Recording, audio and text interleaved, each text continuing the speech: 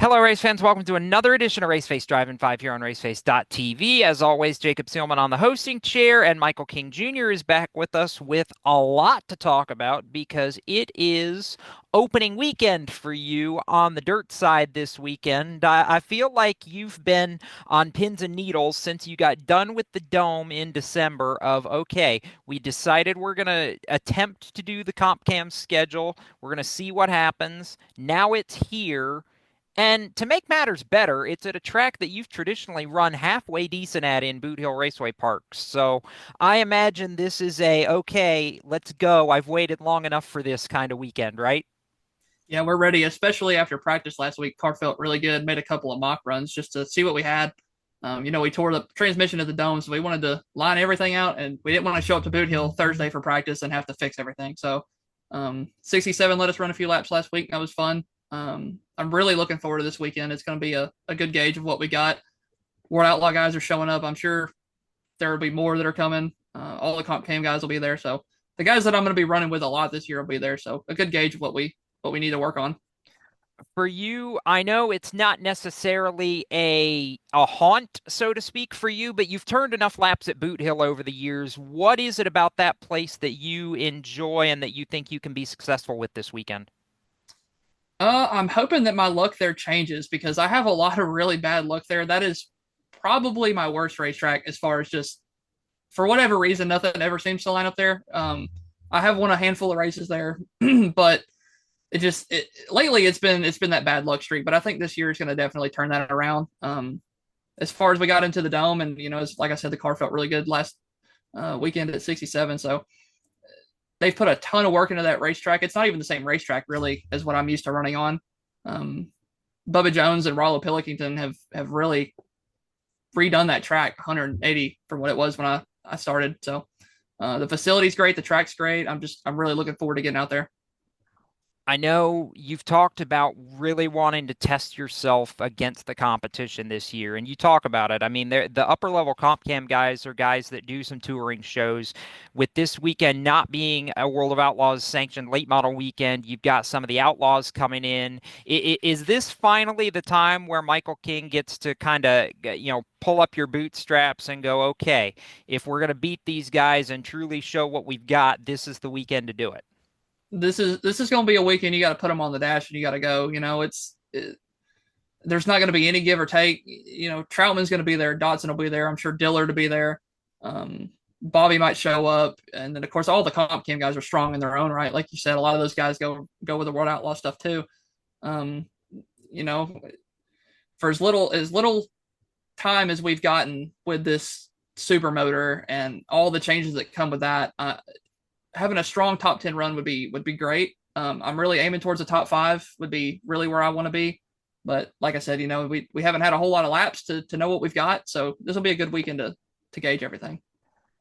I know for you, it's just been a case of, okay, 3 months off is never what you want to do outside of some testing. Uh, Outside of the test laps you got at 67, what have the last couple months been like? Not just you staying sharp from a skill set standpoint, but really, like you said, I know there was a lot of maintenance work and a lot of touch up work during the off season just to really feel ready going into this compared to, just a weekly show like you would normally start the year off at.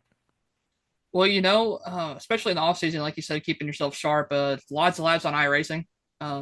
Pretty much any chance you get when you get done in the shop at night or on a weekend that you're not racing, laps, laps, laps. It doesn't even matter what you're driving, just something to keep yourself sharp. Like I said, a ton of maintenance work too.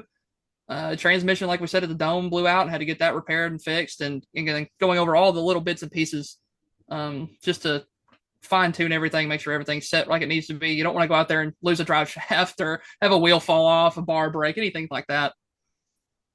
Is there I know you, and you don't necessarily, you're not the guy that's gonna just front load a whole lot of extra pressure on yourself, but knowing that this is a bigger weekend maybe than what it normally would be, are there any nerves on your part, or is it more just anticipation than true nervousness, so to speak? It's mostly just the car itself that I'm more worried about than anything. Just like last year, it was always a 50-50 on whether we were going to load up after hot laps or not, and the pressure you put on yourself is always there. Especially, I hold myself to a high standard, whether I should or not. That's whatever. But I like to think that I'm a pretty good race car driver, and that I can do really good things. And so the nerves will hit me about 3 minutes before I roll out on the racetrack, and then it'll go away when you pull it, get back in high, and you're ready to go. The anxiety kind of fizzles out.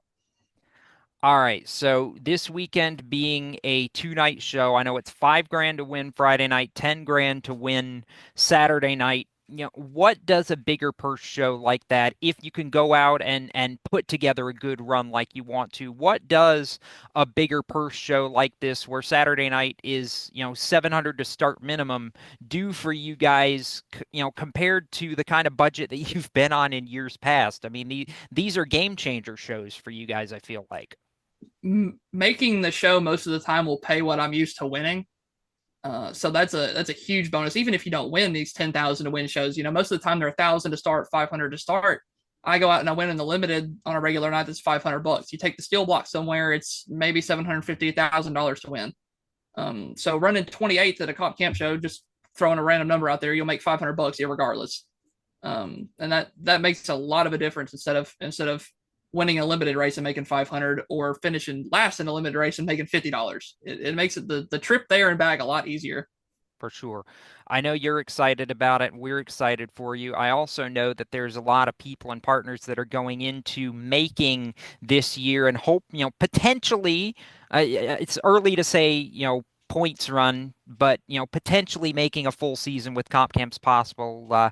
Who do you need to give your shout outs to as we get set to launch this thing on Friday and Saturday night? Like you said, there's a lot of people I got to thank that have come together to get me where I'm at. Of course, Ape Engines, Advanced Specialized Services, Black's Metal of El Dorado, Friends of Jacqueline Foundation, Hartman Walsh came on this year. Really excited to have them on board. Jody Prince with J&J Motorsports, Matthew Logan Shocks, ML Performance. He does a great job, keeps our hot rod fast.